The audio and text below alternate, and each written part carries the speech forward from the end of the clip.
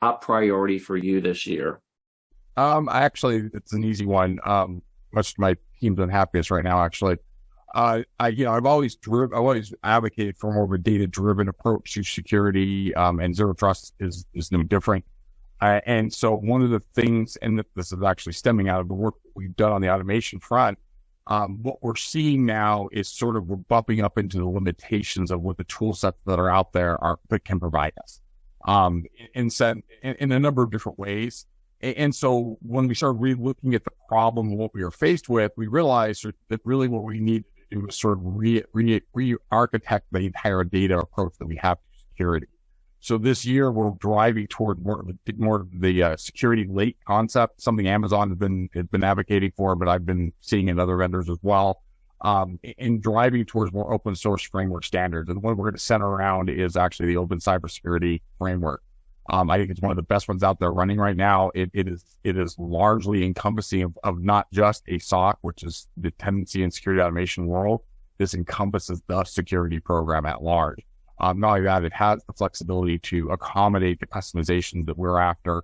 And then driving that requirement fundamentally with all of our tool providers that they have to meet this framework standard, that they have to be able to provide us their data. One of the things that we are seeing, and this is true of all the attacks, since SolarWinds and probably pre that, is the type of attacks that we are looking for are very subtle. They're hidden deep within the infrastructure. They are very non-normal events. They are a tiny little blip on the bell curve that no human being could ever see. And in fact, a lot of machine learning have a hard time finding.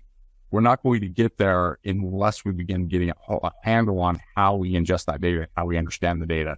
As I mentioned before, 20 terabytes of data a day is way too much. And even with some of the best tool sets out on the planet, you're still not going to be able to do a whole lot with that. And I love that my friends from Red Hat mentioned open source. I am the biggest advocate for open source. I think it's the best way to secure the environment. So part of our drive within the data-driven security plan is push the entire security program towards an open source model. We've already done that on the identity side. Our entire identity stack is built on open source software. And in fact, the entire thing's dots. And so using that as sort of our base understanding of how to operate, we're actually going to do that across the board, both for risk and governance, automation of the ATO process, automation of documentation. All these will be built on that standard and utilizing that open source framework. Amen on the open source framework.